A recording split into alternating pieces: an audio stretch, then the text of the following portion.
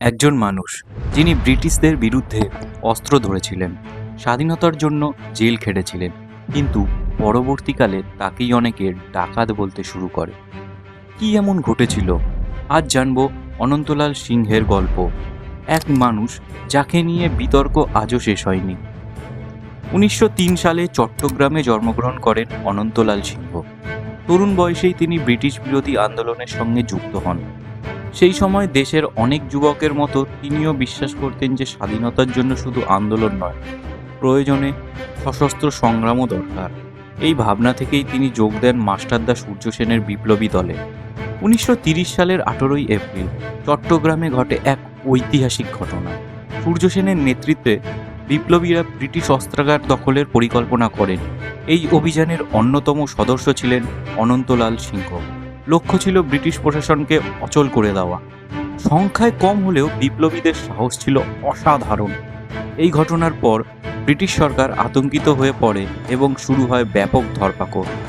অভিযানের পর কিছুদিন আত্মগোপনে থাকলেও শেষ পর্যন্ত অনন্ত সিংহলাল গ্রেপ্তার হন। দীর্ঘ সময় তাকে কারাবাসে থাকতে হয়। কঠিন পরিস্থিতির মধ্যেও তিনি স্বাধীনতার স্বপ্ন ছাড়েননি।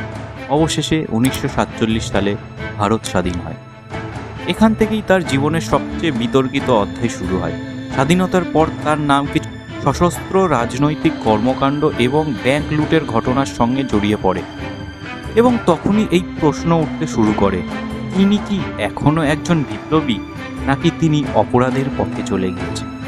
সমর্থকরা বলেন এসব কাজ ব্যক্তিগত লাভের জন্য ছিল না, রাজনৈতিক উদ্দেশ্যে করা হয়েছিল। অন্যদিকে সমালোচকরা বলেন উদ্দেশ্য যাই হোক, আইন ভাঙা মানেই অপরাধ, নায়ক না খলনায়ক। এখানেই অনন্তলাল সিংহকে নিয়ে বিতর্ক। একদিকে তিনি স্বাধীনতা সংগ্রামের একজন সাহসী যোদ্ধা, অন্যদিকে তার জীবনে কিছু ঘটনা তাকে প্রশ্নের মুখে দাঁড় করায়। তাই তাকে শুধুমাত্র নায়ক বা শুধুমাত্র খলনায়ক বলাটা কঠিন। ইতিহাসের অনেক চরিত্রের মতো তিনিও একজন জটিল মানুষ ছিলেন। অনন্তলাল সিংহের জীবন আমাদের শেখায় ইতিহাসের সব সময় সাদা কালো নয়। কখনো কখনো একজন মানুষের জীবন বীরত্ব আর বিতর্ক দুটোর একসঙ্গেই থাকে। তাই আজও প্রশ্নটা রয়ে গেছে, অনন্তলাল সিংহ কি একজন বিপ্লবী, নাকি একজন ডাকাত, নাকি তিনি এমন একজন মানুষ যাকে এই দুই পরিচয়ের মাঝখানে কোথাও খুঁজে পাওয়া যায়?